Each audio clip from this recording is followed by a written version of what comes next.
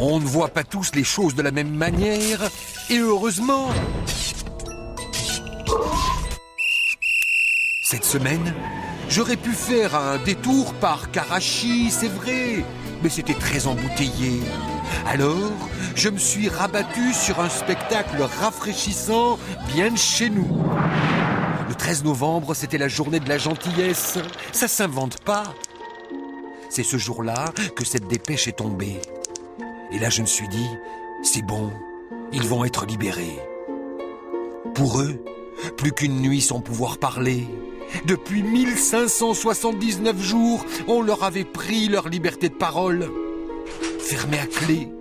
Quand cohésion gouvernementale rime avec prison verbale. Et puis enfin, la bonne nouvelle est arrivée. Sans se presser.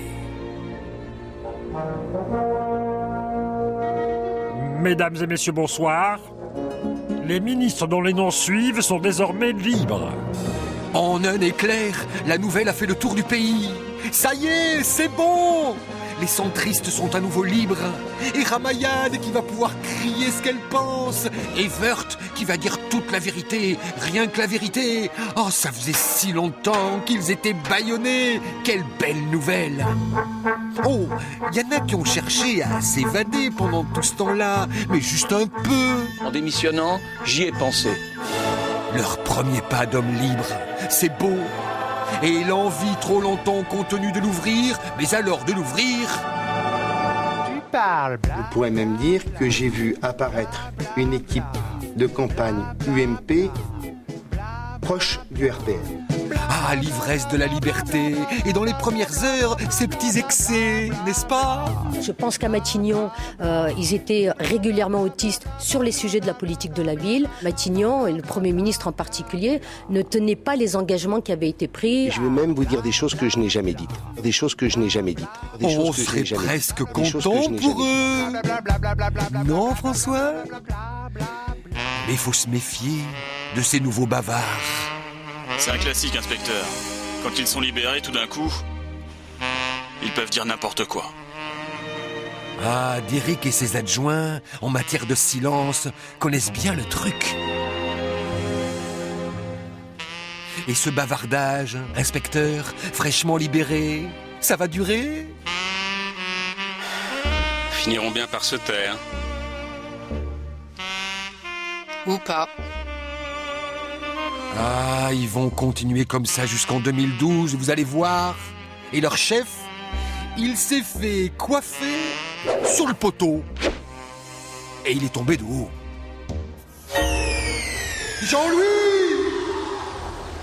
Mais le tout, quand on tombe d'aussi haut, c'est de savoir atterrir.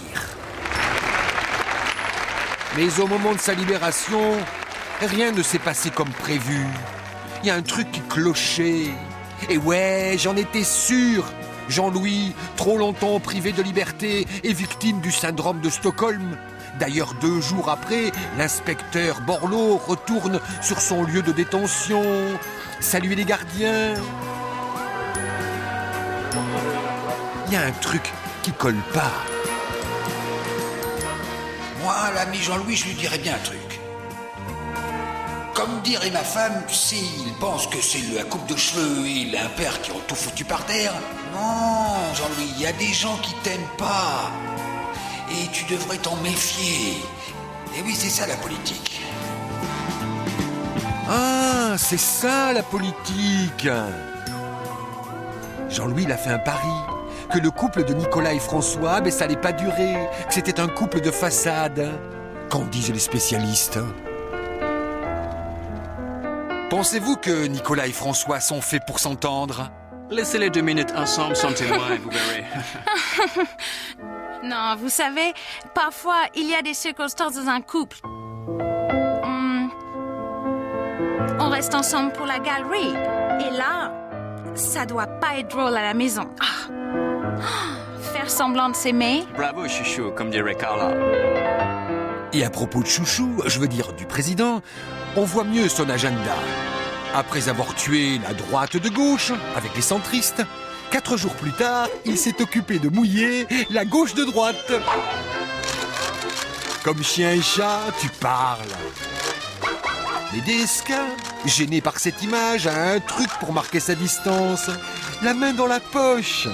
Le côté informel, le côté je suis pas dupe. Lui qui n'est ni ministre ni soumis. Ben, tant que c'est dans sa poche et pas dans la nôtre. Bon, à part ça, la routine. Avec un gouvernement, comment dire... Il est totalement révolutionnaire. C'est pas ce que je pensais, mais bon... Moi, je lui conseillerais à ce gouvernement un truc très à la mode. Pour qu'on parle de lui. Le calendrier à poil. Il y a pensé, Fillon, à cette idée? C'est un choix qui m'appartient. Bon, je disais ça comme ça. Mais c'est vrai qu'en hiver, la vérité nue aurait tendance à s'enrhumer. Ou pas.